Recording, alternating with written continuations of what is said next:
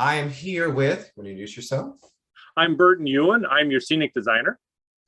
And we're going to keep this short and sweet, but we want to give you an opportunity to hear and see a little bit about the design elements. So Burton, you want to show that first image and then we'll Certainly. start the conversation. Everybody see the aerial view right now? Yes. So what are we seeing here? Okay, we have Epiphany Parish of Seattle located here. And I'll let you actually lay out the buildings so people understand. This is our courtyard that we will be performing in, right? Yes. And then the building to the bottom of the screen here, this guy is the... Basically, their offices for Epiphany. Okay. And then off to the left here, left, this big, nice building that fronts on the courtyard. You know, I think it's a combination of quite a few things. Offices, meeting rooms. I even think that maybe some staff maybe live there or they have housing for temporary housing. And then on the north side, what is it that looks out onto our courtyard? It's the old chapel. Oh. So yeah, that's the old chapel, and then here is the modern chapel that the one over here. Their services, yeah. Okay. And then we have a concrete area here, a path that cuts through the center of the space, and an entrance here off of the street. Right? Yes, that is the entrance to this courtyard where the performance is. And then there's also an entrance and exit down here on the south side. Exactly. So this church, Epiphany Seattle, is located in the Madrona area. For those of you who, if you were going down this street, you'd be headed basically down to Lake Washington. And if I'm not mistaken, this is 38th right here. This street right along there. This side? Yeah, the side street, yes. Okay, that's 38th, and then coming along here. I think that's Denny. Okay. Yeah. So the audience would basically be entering into this courtyard where the performance is happening in the round, by the way, utilizing this entire space. So Burton, want to talk a bit about the actual kind of design ideas you come up with for the space influenced by the American South? Okay. Let's jump over to some imagery here. Okay. So some images that really struck Tyrone and I early on were these images of chapels and cotton fields adjacent to each other. This one in particular, if I recall, right? Yes. Just sort of lost in that giant field of cotton that really convey a lot of meaning there. And how do we translate these elements of really strong elements of the South to this show? With the idea that when the audience enters that outdoor courtyard, you know, they're not going to be in a big cotton field, what have you, but they'll have an understanding of where they're not. They're no longer in the Pacific Northwest. They are in what we've created, our interpretation of the American South, inspired by this type of imagery. Yes. And to break that down, let's jump back at the map now. When we enter, it's sort of a cross arrangement, I guess you can X arrangement of elements. So we would have some platforming over here in this corner and this corner for sort of a call and response between the band over here and the choir or the Greek chorus over here. Mm-hmm. And then the scenic elements would be broken down between something representing a plantation house at this side and sharecropper housing over here. Yes. And then along this central spine, we have something that would,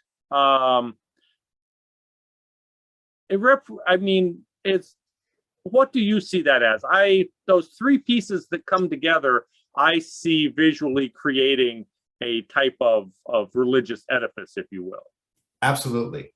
Well, that center area is the main playing area in that we have the audience basically sitting in the round. Yep. On both sides there. On both sides. And then you have created, well, inspired by a church structure that has 3 elements to it that can be split apart in relation to whatever scenes we are doing, as well as be seen through in terms of the audience being in the round. And so the 3 arches there, that centerpiece represents for me that church part that's then connected to that sharecropper type idea on one side, and then the cross from it, the plantation. And I think all 3 of those will convey to the audience as soon as they come in, oh yeah, we are in the American South, and there's these edifices, these kind of kind of iconic type of pieces that are taking us to that place in space. So yes, and then we would have continue. And then we would have scattered about some basically plates of cotton, if you will. Just using an image here for sort of conceptually, an image from the Lion King. I mean, they're giant hats in their case, representing the savannah, but we would have something more down on the ground, but of a similar nature, representing pieces of cotton field that would be scattered about. Has it finished over here? And so just rough ideas. So looking here at the sharecroppers, this would be a simple, very simple flat structure, but these stripes here would be bands of cloth, basically, that would carry through with space between them, sort of showing that impermanence and not particularly structural, solid, secure life that the sharecroppers have. But notice it's also very well grounded. It sits on a broad base, very, very grounded. I haven't worked up the plantation house, yes, but it would be the opposite. It would sit on a narrow base and have a larger top that feels as if it's looming over you, like as opposed to, yes, exactly like that. Well, what I love about what you've shown us is it provides for a lot of opportunities in terms of staging all those multiple scenes. And then the fact that with the audience being in the round, they're able to see through, for one, so it's very practical. Also, we've talked a lot about these elements being light and flexible, especially in relation to if we have days when the weather isn't cooperating and we need to move indoors. And in that case, we basically would be moving into this great hall, which is right here in Epiphany. So we would be able to do the performances rain or shine. But Burton, you've done an excellent job of coming up with a concept that will transport the audience, but also be flexible for our needs in terms of being in, that space. And I think when audiences arrive, they're going to be like, oh, yeah, we have been transported. So, we just wanted to give kind of a brief presentation, but I'm curious, what are some other elements that maybe we should just touch on, whether it's about the polls or anything else that you think right now would be of interest to the cast and company? Oh, we've had some discussion about out here along the central axis, some elements that we can bring together to create tables. Yes, so that can be used in different fashions, probably to give us different options. And I think probably we have a couple large ones and a couple small ones, so that can all be put together to serve our needs for the Last Supper, as well as to serve needs for other parts of the show. Like if a scene calls for a desk, then one of those tables becomes that, but then we can put them together and they can become yes. I love the flexibility of that. And then the cast and the company will understand that the main playing area, of course, is here, but in keeping with the idea that the the audience is integrated into the world of this play, at some point we're moving them out to this street, and there are 3 telephone poles, one at the top there, and at the bottom. And the one in the center is basically the main pole. And so can you just talk a little bit about what we plan to do to kind of transform that? So this is the key moment, right, in the story, where all the tragedy really comes together. And so we've talked back and forth about how do you do this tastefully? How do you convey all of that that pain and anguish without subjecting people to all that pain and anguish, right?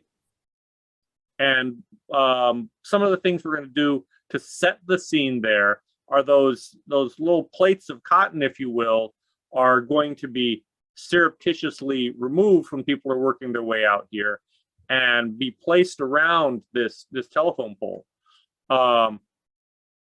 And to help sort of, we'll have a little, I guess, for lack of a better term, sort of a little step that Emmanuel can be perched on, facing away from the audience, or at least you would see him from the sides as opposed to staring directly into the space there, but facing out more towards the street. So people get profiles and see what's happening.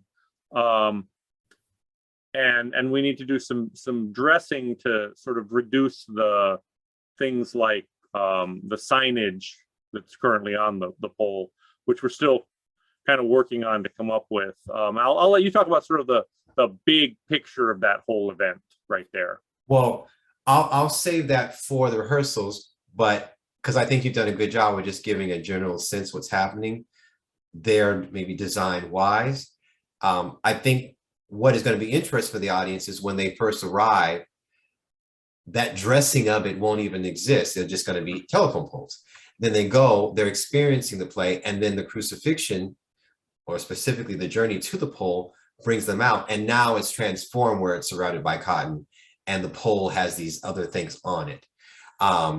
So, that's going to be a nice surprise, even though the moment is tragic, but a nice surprise for the audience. We mentioned the 2 other poles too, in that the audience is going to be split between those 3 poles, with the idea that the one towards the bottom, we're going to guide families and children towards there, and they'll be looking up towards the center pole. But what they are hearing and learning is a little more educational about the history of lynching and what have you. And then those at the very top of the street are looking down from that 3rd pole, and their experience is some other type of story about the history of lynching that we want to tell as well.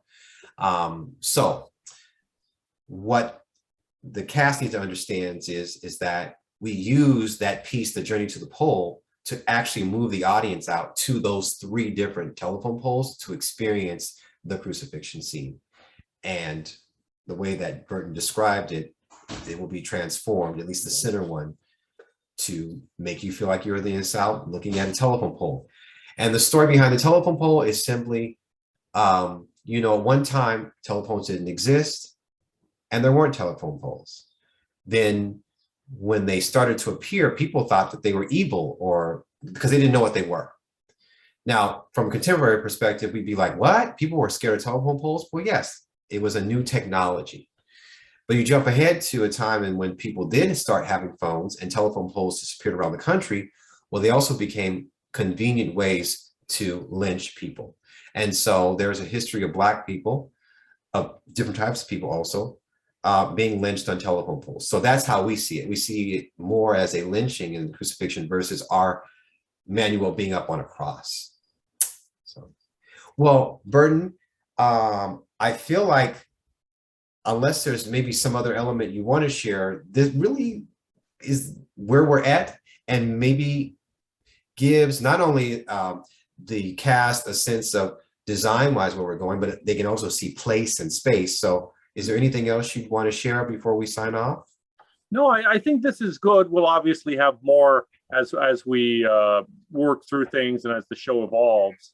But it's I think that this is a good summary for us to finish off on. Cool. Well, thank you. I absolutely love the direction